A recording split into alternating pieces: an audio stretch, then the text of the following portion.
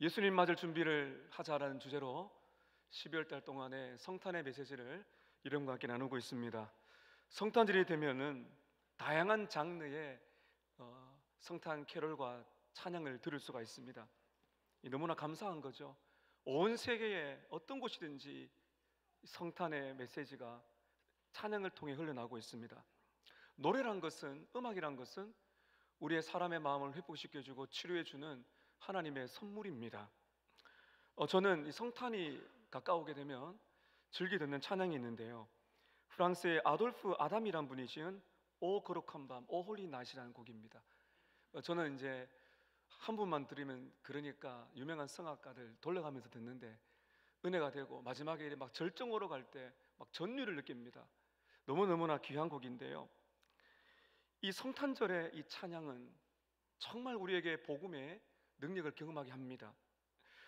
우리가 오늘 읽은 이 본문, 곡조가 없지만은 마리아의 찬양입니다.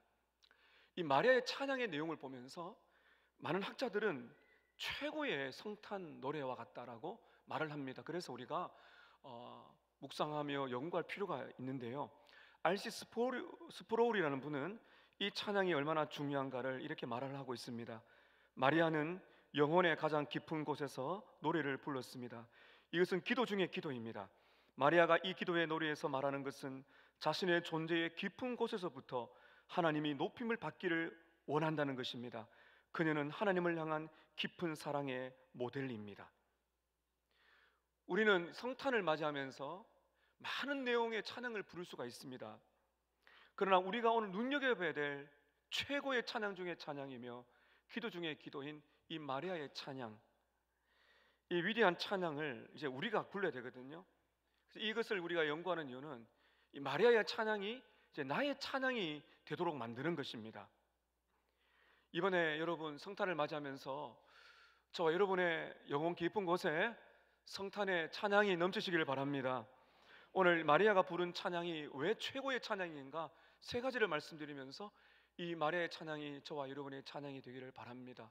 마리아의 찬양이 왜 특별히 성탄에 부를 최고의 찬양인가요? 첫 번째는 자신의 전 존재를 다한 찬양이기 때문입니다. 내 모든 존재를 다 쏟아붓는 찬양이기 때문에 그렇다는 것입니다. 이스라엘 백성들은 구약 마지막 선지자 말라기가 나옵니다. 구약 읽다 보면, 그리고는 신약이 등장할 때 400년 가까이 침묵합니다. 신구약 중간기라고 말합니다. 그 400년 동안의 메시아를 기다렸습니다.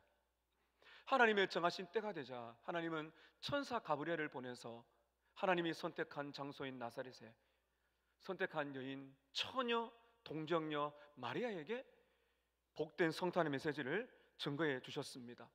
지난주에 보았던 것처럼 천사는 처녀 마리아에게 말을 합니다. 너가 아들을 잉태하여 낳을 건데 이분은 평범한 아기가 아니라는 거죠. 성자 하나님, 바로 하나님이시다.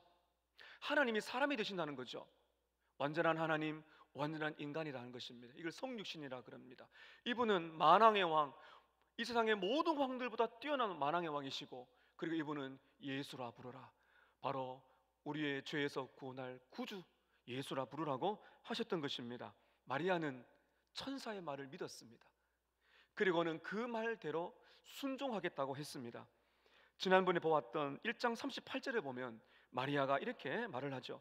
마리아가 이르되 주의 여종이오니 말씀대로 내게 이루어지이다 하며 천사가 떠나가니라. 마리아는 천사의 말을 믿었습니다. 그러나 마리아는 역시 인간이기 때문에 하나님의 하실 일에 대해서 좀 확신이 필요했던 것 같아요. 그래서 오늘 우리가 읽지 않았지만 앞쪽에 말씀을 읽다 보면은 이 마리아가 사촌인 엘리사벳을 찾아갑니다. 엘리사벳을 찾아갔더니 엘리사벳도 임신을 했어요.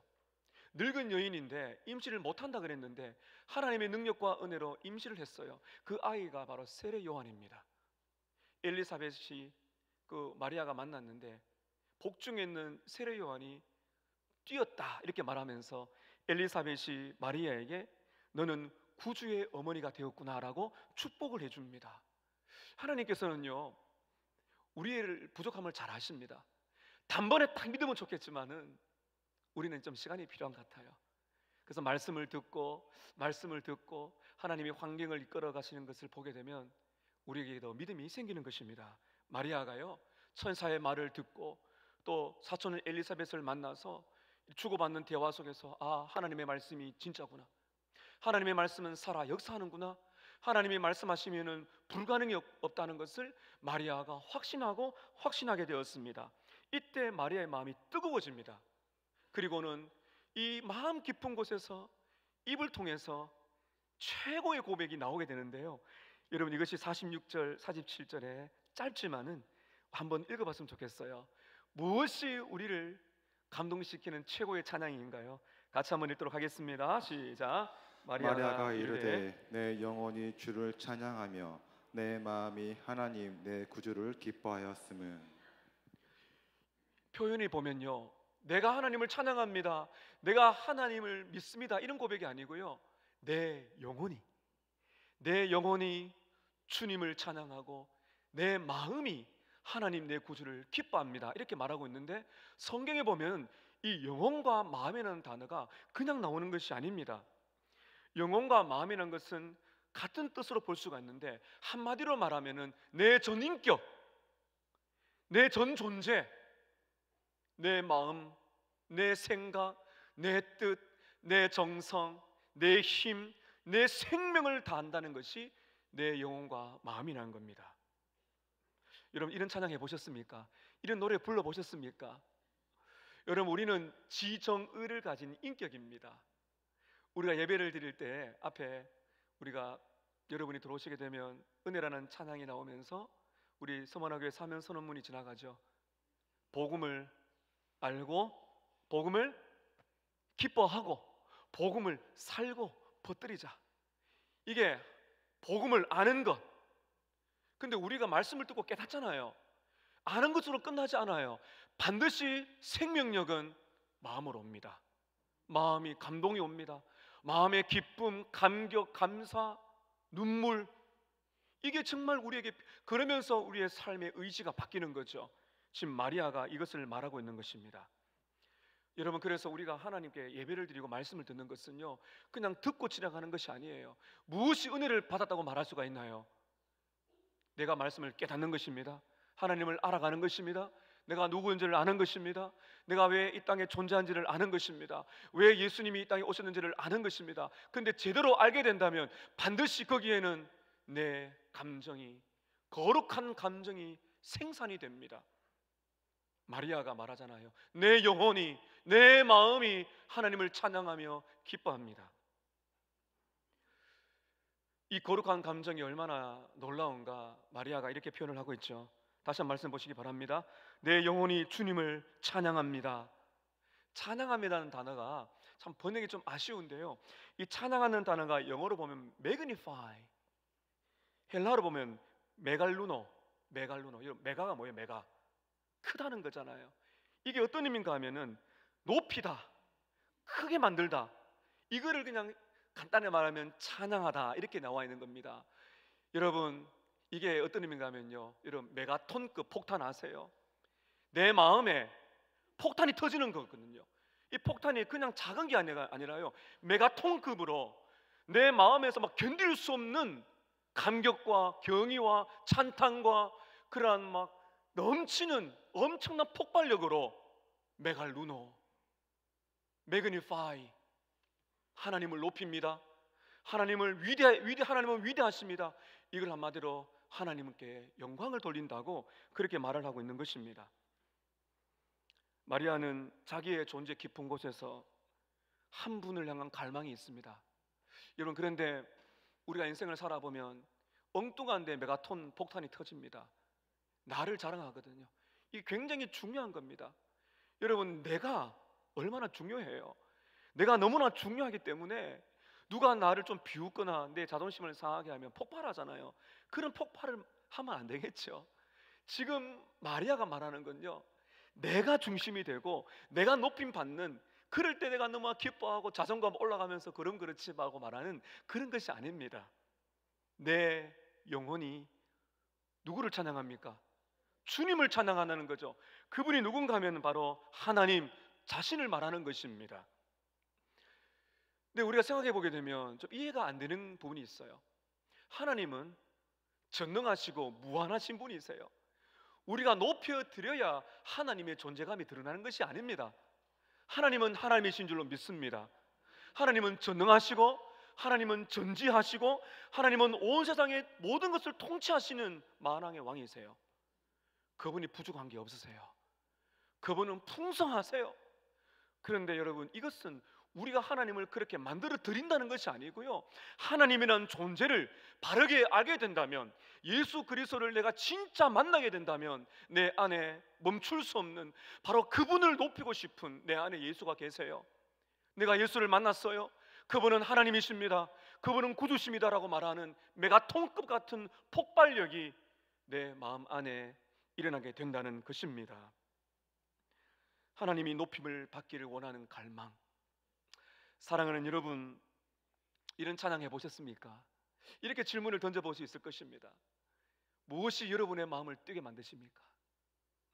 무엇이 여러분의 마음을 뜨겁게 만듭니까? 무엇이 저와 여러분의 심령에 기쁨을 가져다 줍니까? 무엇이 우리 마음속에 사랑을 폭발시킵니까? 그 대상이 무엇인가? 사랑하는 성도 여러분, 우리는 하나님을 갈망하는 존재입니다. 마리아가 그걸 한 겁니다. 그렇게 은혜를 받은 것입니다. 마리아가 보세요. 내 영혼이 하나님을 찬양합니다. 주님을 찬양합니다. 주님을 높여드립니다. 주님을 내 마음에 뜨겁게 폭발하는 마음으로 하나님을 경이롭게 찬양합니다 라고 말하는데, 이어서 말하는 연결점이 잘 보세요. 내 마음이 하나님 내 구주를 어떻게 한다 그럽니까? 기뻐한다고 말합니다. 이 기쁨이 너무나 중요한 것입니다. 우리는 감동이 넘쳐서 하나님을 찬양합니다. 하나님께 영광을 돌립니다. 어떤 방식으로요? 이게 바로 연결점이거든요. 우리가 어떻게 하나님을 높여드릴 수가 있을까요? 우리가 어떻게 하나님을 마음껏 찬양할 수 있을까요? 바로 하나님을 기뻐하는 것입니다. 여러분, 그래서 우리가 하나님을 가장 영화롭게 할 수 있는 건요, 하나님의 영광을 가장 많이 돌릴 수 있는 것은 하나님을 기뻐하는 것입니다. 소요리 문답 1분에 내가 존재하는 목적이 뭐라 그래요? 내가 하나님을 영원히 즐거워하고 하나님을 영화롭게 하는 거다. 이 말을 잘 보면 존재의 목적은 한 가지거든요. 이걸 존 파이퍼는 바꾸었습니다. 내가 하나님을 기뻐함으로써 하나님을 영화롭게 합니다. 사랑하는 성도 여러분, 우리가 하나님을 기뻐하고 하나님을 만족하고 하나님께 감사를 올려드릴 때 우리 하나님이 가장 영광을 받으신 줄로 믿습니다. 이것이 예배입니다. 이것이 함께하는 예배예요. 우리는 혼자서 찬양할 수가 있습니다. 혼자서 기뻐할 수가 있고요, 혼자서 악기 연주할 수 있어요. 제가 서론에 말씀드렸지만은 오 거룩함이란 곡은 참 쉬운 곡이 아닌데요, 제가 이렇게 따라 부르거든요. 따라 부를 때 제가 부르는 건 아니지만은 절정으로 올라갈 때 함께 부르면 음정이 틀려도 괜찮죠. 혼자 부르니까요.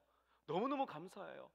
근데 여러분, 독창도 귀하지만요, 이렇게 찬양대, 오케스트라가 함께 할 때 이게 더 폭발력이 웅장해지는 것입니다. 악기를 혼자 다룰 때도 매력이 있지만은 함께 오케스트라를 이루어서 함께 연주를 할 때 그 웅장한 능력이 더 확산이 되는 것입니다. 바로 지금 이것을 말하고 있는 것입니다. 여러분, 우리가 공예배에 모여서 하나님의 말씀을 함께 듣습니다. 왜 예배를 드려야 될까요? 바로 웅장한 것이거든요.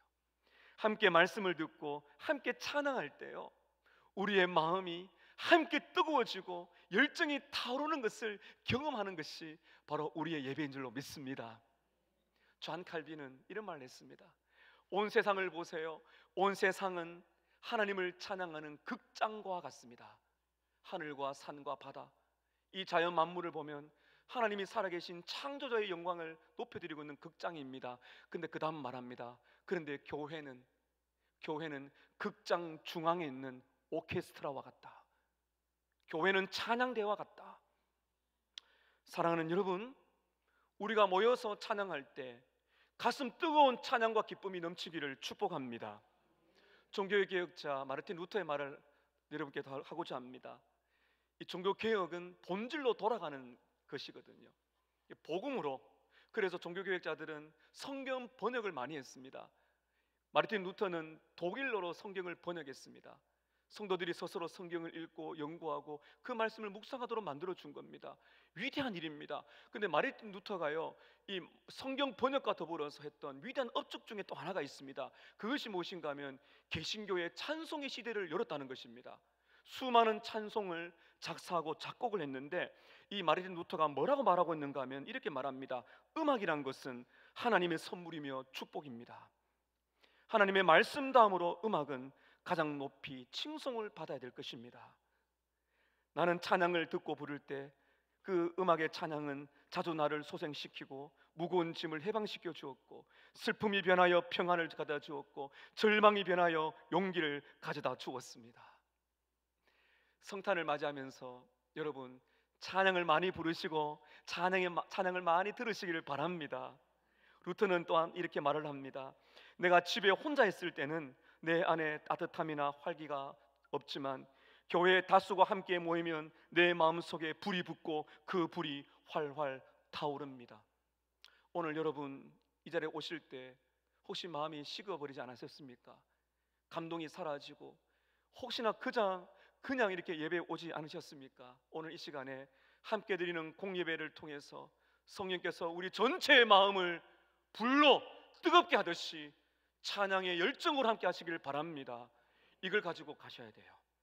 이걸 가지고 이 뜨거운 내 영혼이 하나님 주님을 찬양하고 내 마음이 하나님 내 구주를 기뻐합니다.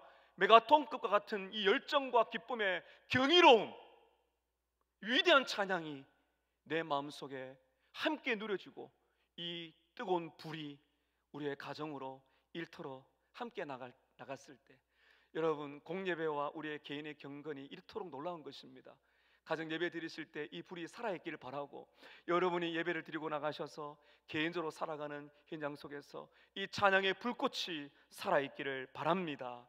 오늘 두 번째, 마리아의 찬양이 위대한 이유는 자기의 전 존재를 드린 찬양일 뿐만 아니라 비극적인 상황에서도 하나님의 긍휼을 누리는 찬양이기 때문입니다. 비극적인 상황에서도 그는 하나님의 긍휼을 누렸기 때문에 찬양하고 있습니다. 성탄절에 관한 사건을 읽어보면 역설을 경험할 때가 많습니다. 여러분 역설이 뭡니까? 역설이란 거는요, 언뜻 보기에는 만든 것 같은데 자세히 보면 아니에요. 모순이 있다는 게 그게 역설입니다. 우리 인생에도 역설이 굉장히 많거든요. 여러분 성경에 보면 역설이 많습니다. 잘 보세요. 성자 하나님이시며 온 세상의 왕이 되신 그 하나님이신 예수님이 이 땅에 오셨어요. 이게 역설입니다. 그 예수님이 이 땅에 태어나실 때 화려한 왕궁에 그러한 곳이 아니라 냄새나는 마국간, 그 짐승의 똥 오줌이 묻어있는 마을 구유에 오셨어요. 이게 역설입니다. 이런 위대한 겸손이 어디에 있겠습니까? 가장 위대한 역설이 뭔지 아십니까? 바로 이 땅의 모든 사람들은 살기 위해 태어나지만 우리 구주 예수님은 죽기 위해 태어나셨습니다. 이게 역설 중에 역설이 아니겠습니까? 오늘 마리아는요, 자신에게 찾아오는 천사 가브리엘의 말을 듣고는 이 역설적인 은혜를 누렸어요. 그가 이 마리아가 누렸던 역설적인 은혜가 어떤 부분인가 하나를 보려고 합니다. 마리아는 기뻐할 수 없는 비극적인 상황에서 오늘 이 찬양을 불렀다는 것이 역설입니다. 이게 우리 신앙의 비밀이잖아요. 비극적인 상황, 기뻐할 수 없는 상황 속에서 찬양이 나온다는 것이 이게 역설이거든요. 저는 지난주에 말씀을 잠시 드렸습니다. 마리아는 대단한 사람입니다. 천사가 나타나서 너희 몸에서 아들을 낳을 건데, 이 마리아 뭐라 그럽니까? 저는 처녀인데요 어떻게 아기를 낳습니까? 남자와 관계가 아니라 하나님의 능력이 너를 덮을 것이고 하나님이 하신다면 할 수 있다. 처녀에게서 아기가 태어난다는 겁니다. 마리아가 믿었습니다. 근데 이후에 어떤 일이 일어날까 짐작할 수가 있는 것이죠. 처녀가 아기를 낳는다? 가늠한 거 아니게, 사람들 보통 가늠한 거거든요. 그러면 그 동네에서 일어날 일들은 돌에 맞아 죽는 것입니다. 사랑하는 요셉과 파온입니다. 모든 것을 잃을 수가 있습니다. 그냥 아멘 되는 게 아니거든요. 모든 것을 잃을 수 있어요. 마리아의 마음속에 두려움이 있었을 것입니다. 근데 어떻게 오늘 내 영혼이 주님을 찬양하며 내 마음이 하나님 내 구주를 기뻐할 수 있습니까? 지금 도대체 무슨 말을 하고 있는 것입니까? 어떤 상황에서, 이런 상황에서 어떻게 기뻐할 수가 있습니까? 돌에 맞아 죽을 수가 있는데요. 그 이유는요, 마리아가 성경 말씀을 알았다는 겁니다. 마리아는 유대인입니다. 어렸을 때부터 회당에서 율법을 들었습니다. 여러분, 성경을 아는 것은 가벼운 것이 아닙니다.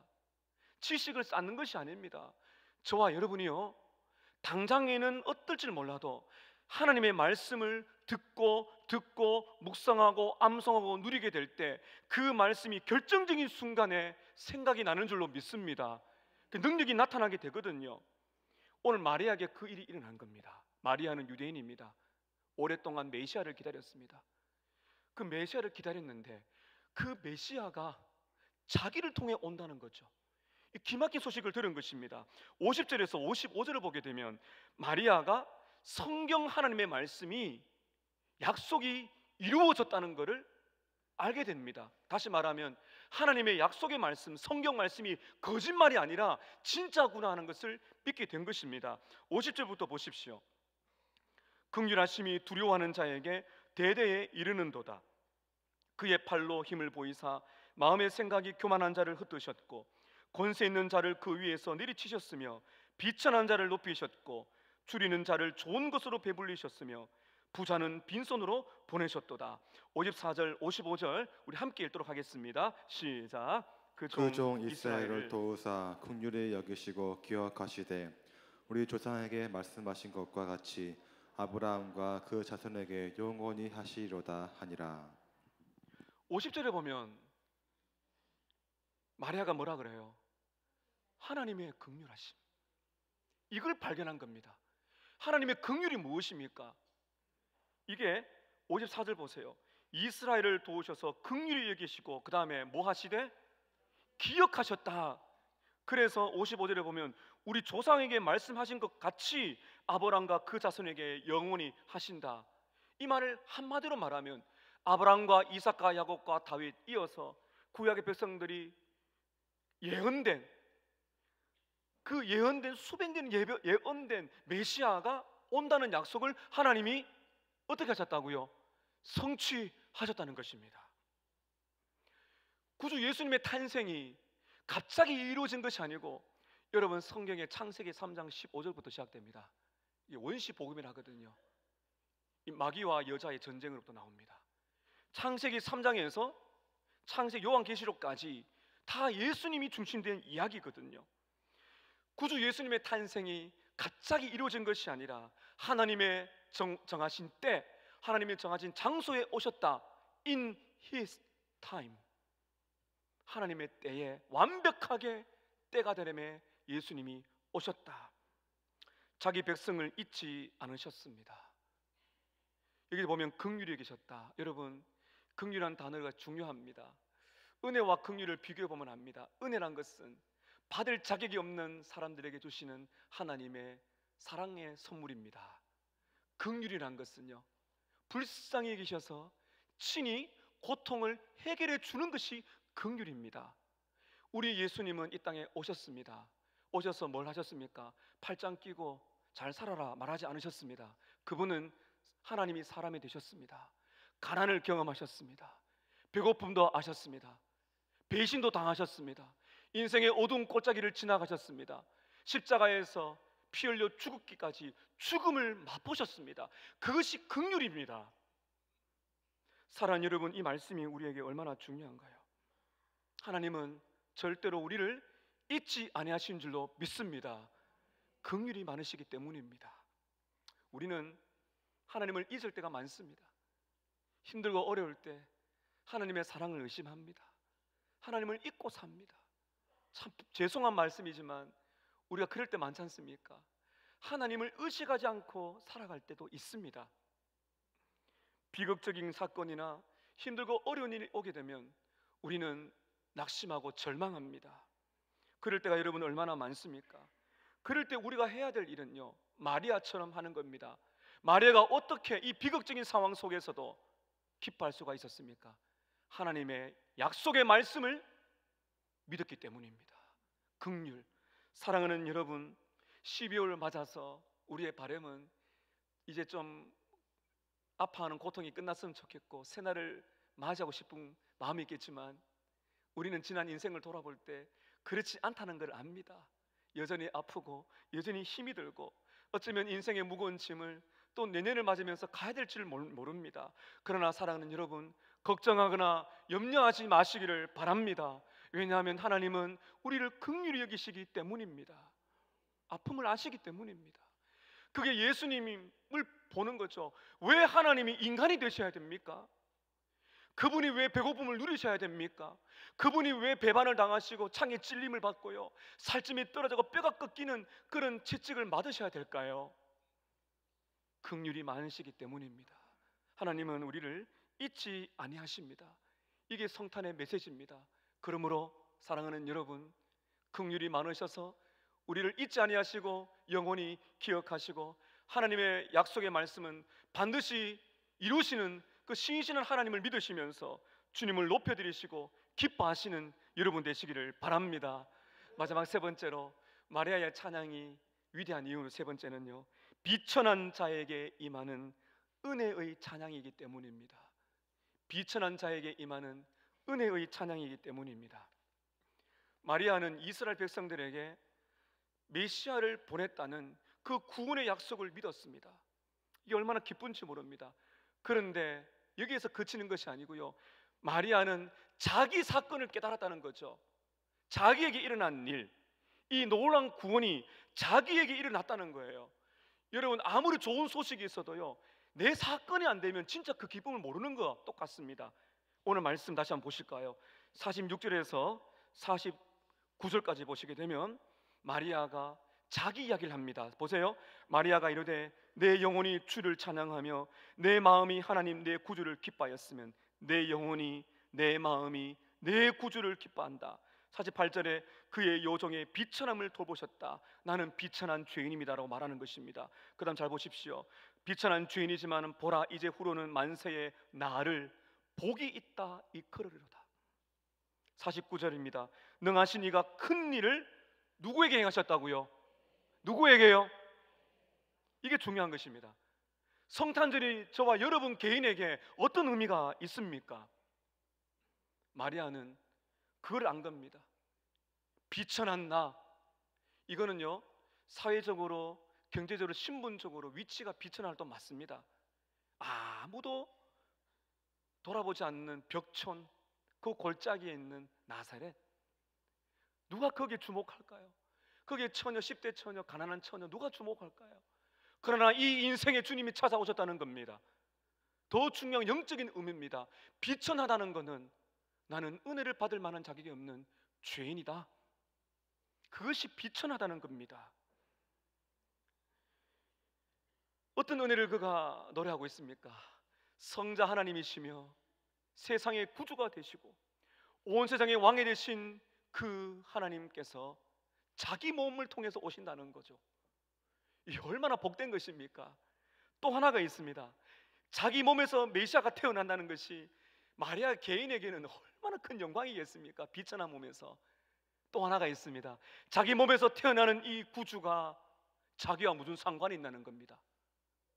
자기 무슨 상관이 있을까요? 47절 보세요. 내 마음이 하나님 나의 누구를 기뻐한다고요? 구주를 기뻐한다는 것입니다. 이 아기, 비록 자기 몸에서 태어난 아기지만 이 아기가 누구냐는 것이죠. 나의 구주, 나의 하나님. 마리아도 자기 몸에서 태어날 이 아기가 보통 아기가 아니라 세상에 오시는 구주라는 겁니다. 그래서 마리아의 고백이 이것과 같죠. 나는 죄인입니다. 나도 구주 예수가 필요합니다. 마리아는 성인이 아니에요. 마리아는 죄가 없는 그러한 성모가 아닙니다. 마리아는 죄인입니다. 마리아에게도 구주가 필요하다는 사실, 그 구주가 자기 몸에서 오신다는 사실이 충격적인 것이죠. 사랑하는 여러분, 이것이 우리에게 필요한 것입니다. 이 위대한 복음이, 예수께서 오셨다는 이 복음이 내게 일어난 사건이 되지 않는다면 아무런 의미가 없는 것이죠. 나 같은 죄인에게도, 비천한 나에게도 하나님께서 이렇게 은혜를 주셨구나. 여러분 묵상해 보셨습니까? 이렇게 많고 많은 사람들 중에, 이 엄청나게 많은 사람들 중에 왜 주님이 나를 구원하셨는가? 나 같은 죄인을, 비천한 죄인을 어떻게 지금도 어렵게 살아가는 인생이지만 구주 예수를 만나게 하셨는가? 여러분 이 사실을 생각해 본 적이 있습니까? 사도 바울이라는 사람이 있습니다. 사도 바울은 신약에 보면 예수를 믿는 사람들을 잡아서 죽이는 데 내어준 아주 악한 사람입니다. 교회를 핍박했던 사람입니다. 그러나 그가 예수를 만난 다음에 놀라운 고백을 하게 되는데요, 고린도전서 15장 2절 이하에 보면 바울이 이렇게 말을 합니다.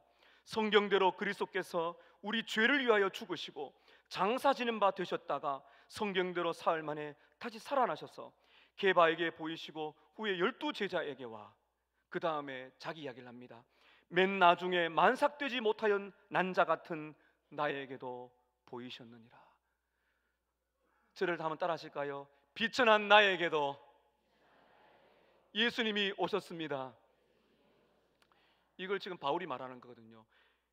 맨 나중에 만삭되지 못하는 난 자 같은, 이 무슨 말입니까? 교회를 핍박하고 나는 인간 취급도 받을 사람이 아닙니다. 예수님을 핍박했고 많은 사람들, 예수 믿는 사람 죽였던 데 동조했던 사람인데 어떻게 내게도 예수님이 찾아오셨습니까? 그 다음에 말을 하죠.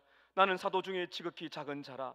나는 하나님의 교회를 박해하였으므로 사도라 칭함 받기를 감당하지 못할 자니라. 그러나 내가 나 된 것은 하나님의 은혜로 된 것입니다. 내가 나 된 것은. 많은 사람들이 이걸 놓치며 삽니다. 여러분 예수를 믿는다는 것은 절대로 내 힘으로 되는 것이 아닙니다. 제가 그렇게 만들 수 있다면 하고 싶어요. 그렇게 되는 것이 아닙니다.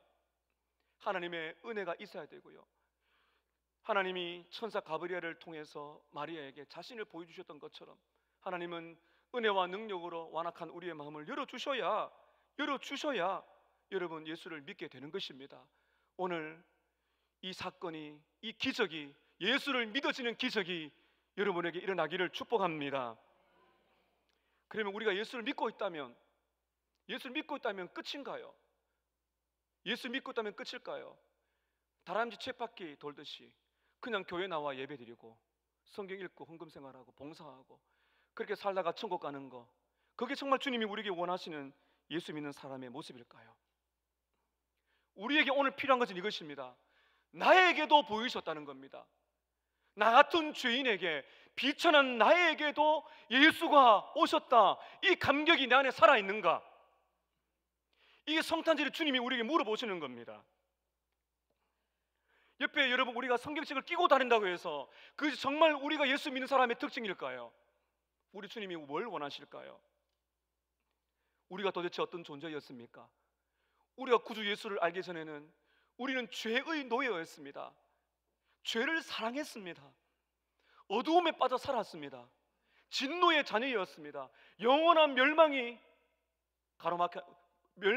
다가오고 있는 죄인이었습니다. 허물과 죄로 죽었던 자였습니다. 그러나 예수를 믿고 나서 하나님의 은혜로 구원받았을 때 어떻게 됩니까? 이 세상 무엇보다도 예수님이 가장 사랑스럽습니다. 죄를 사랑하는 것이 아니라 구주 예수님이 내 인생의 최고의 선물이라는 사실을 깨닫게 되는 것입니다. 이게 성탄절입니다. 성탄절에는 죄인 중에 괴수인 내가, 이렇게 미천한 내가 어떻게 하나님의 사랑과 은혜를 받았는가, 구유에 오신 예수를 바라보면서 왜 예수님이 나를 위해 오셨는가, 미천한 나를 위하여 왜 하나님이 이 땅에 오셨는가, 왜 나에게 오셨는가. 여기에 놀람과 찬양과 기쁨이 없이 그저 왔다가 사라지는 인생, 그렇게 10년, 20년, 30년 살아가는 것이 정말 여러분 우리에게 그냥 돌아오는 신앙의 열매일까요? 저는 그렇지 않다고 생각합니다. 사랑하는 여러분, 저와 여러분의 인생 속에 이 놀라운 성탄의 감격이 마리아처럼 폭발되어서 그 사랑, 그 경이, 그 기쁨이 내 마음속에 폭발되어서 나 같은 자에게도 예수님이 오셨다는 이 위대한 가슴 뜨거운 찬양이, 기쁨이 솟아나오기를 축복합니다. 성탄절과 연말이 되면 온 세계에서 가장 많이 연주되는 곡이 있는데요, 위대한 핸델의 메시아입니다.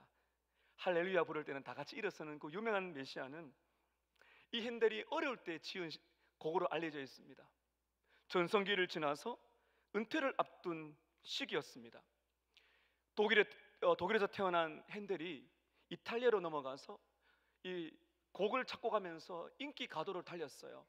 그 다음에 그가 30대 후반에 영국 런던으로 이사를 가게 됩니다. 거기서 이제 수많은 곡을 짓고 오페라를 짓고 했는데 뜻밖의 암초를 만나서 영국인들의 주목을 받지 못하면서 그가 이 오페라를 기획하면서 파산을 하게 됩니다. 빈털터리가 되게 됩니다. 거기에 충격을 받아서 이 핸델은 뇌졸중을 앓게 됩니다. 52세 때. 어떤 학자는 반신불수였을 것이다, 몸이 마비가 왔을 것이다, 이렇게 보고 있어요. 뇌졸중을 당했어요. 그리고는 4년 정도 그가 요양을 합니다. 고향인 독일로 돌아가서 온천 욕을 하면서 몸이 조금 회복되었을 때 이제 56세 때 놀라운 역사가 일어나게 됩니다. 1741년 몸이 조금 회복되었을 때 찰스 제넨스라는 시인이 핸델을 찾아옵니다. 이 찰스 제넨스가 뭐를 들고 오는가 하면은 성경을 연구하면서 예수님의 탄생과 예수님의 죽음과 예수님의 부활을 가사로 적었어요. 그 가사를 이제 핸델에게 준 거예요. 그 핸델에 나오는 가사가 찰스 제넨스라는 시인이 적은 거거든요. 근데 시인이 적은 이 성경 구절이잖아요. 그 가사를 받는 순간에 이 핸델의 마음이 막 뜁니다. 그리고 여러분, 우리가 이렇게 연구를 해보면요, 이 핸델 이 메시아 이 곡은 2시간 20분에서 30분, 2시간이 넘는 대작입니다. 불멸의 명곡입니다. 260페이지가 되는 엄청난 곡이거든요. 이 곡을요 단 24일 만에 작곡을 했다는 거예요. 골방에서 식음을 전폐하고 뭔가에 사로잡혀서 많은 사람들은 신이 내린 목소리, 신이 내린 음악이다 이렇게 말을 할 것입니다. 놀라운 것은요, 2시간이 이상이 넘는 이 대곡, 260페이지가 되는 이 대곡을 24일 만에 작곡한다는 것은 불가능합니다. 이어서 합창곡, 관현악 편곡까지 그렇게 한다는 것이, 여러분 이거 기적인데, 학자의 연구에 의하면요, 사람이 불러주면 그냥 받아 적는 속도래요. 지웠다는 게 아니고요, 그냥 누가 불러주면 이 받아 쓰는 이 속도로 24일 만에 이 대작을 지었다는 겁니다. 이게 무슨 말입니까? 이게 하나님이 하신 일이라는 거죠. 무엇이 그를 이렇게 만들었는가? 무엇이 몸이 마비가 된 핸델의 위대한 명곡인 2시간이 넘는 이 명곡을 24일 만에 완성했을까? 무엇이 그를 사로잡았을까? 핸델의 고백을 보면 알 수 있습니다. 핸델의 고백을 보면 그 핸델이 예수님께 사로잡힌 기간이 24일이었어요. 뇌졸중을 와서 곳곳에 마비가 되고 힘든 상황 속에서 이 핸델은 이렇게 말을 남겼습니다. 나는 이 곡을 지었는데 이 곡은 복음입니다. 실패한 사람들의 마음을 이끌어내기 위하여 이 곡을 만들었습니다.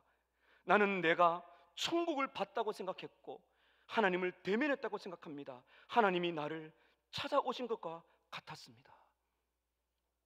24일 동안 그는 천국을 맛보며 구주 예수님을 만났던 특별한 은혜의 시간, 메시아를 탄생시켰던 것입니다. 어떤 평론가는 이렇게 말을 합니다. 죄인을 구원하기 위하여 오신 메시아처럼 그의 작품 메시아는 건강을 잃고 파산하여 모든 것을 잃어버린 핸델 자신에게 구원이 되었습니다. 이 메시아를 통해서 핸델은 재기했고 이제 마지막 인생을 살아가면서 놀라운 복음을 전할 수 있는 인생을 끝까지 살아나게 된 것입니다. 사랑하는 여러분, 우리는 핸델처럼 메시아와 같은 엄청난 대작을 못 쓰겠죠. 우리는 그러나 우리는 오늘 마리아의 이 찬가, 마리아의 찬송을 바라보면서 우리는 소망을 가질 수가 있습니다. 마리아와 핸델처럼 우리들도 위대한 찬양을 드릴 수 있는 인생의 시간이 남아있는 줄로 믿습니다. 나 같은 자에게 임하신 은혜, 아기 예수를 바라보며 내게도 은혜를 베푸셨나이까? 왜 이렇게 많은 사람들 중에 저입니까? 왜 나입니까? 비천한 자 나 같은 죄인에게 찾아오신 그 겸손한 왕이신 구주를 바라보며 겸손의 마음을 가지게 될 때 우리는 이 성탄의 날이 구원의 날이며 기쁨의 날이 되는 줄로 믿습니다. 비극적인 상황, 너무나 고통스러운 상황이 여러분을 엄습하고 있습니까? 오늘 이 말의 찬양을 들으십시오. 긍휼이 하늘 없으셔서 저와 여러분을 영원히 잊지 아니하시고 기억하시는 그 하나님을 믿으시고 찬양하시기를 바랍니다. 온 전제를 향하여서 우리는 찬양해야 됩니다. 내 영혼이 주님을 찬양하며 내 마음이 하나님 내 구주를 기뻐합니다. 이 놀라운 찬양의 폭발이 저와 여러분 안에 넘치시기를 주님의 이름으로 축복합니다. 기도하겠습니다. 이번에 성탄을 맞이하면서 우리 안에 내 전 존재가 내 마음의 뜨거움이 불이 붙게 하시고 나 같은 자에게 임하신 그 은혜, 그리고 비극적이고 아픈 모든 상황을 이기게 만드는 기쁨의 찬양을 드리는 우리가 되게 도와주십시오. 우리 합심하여 기도하겠습니다.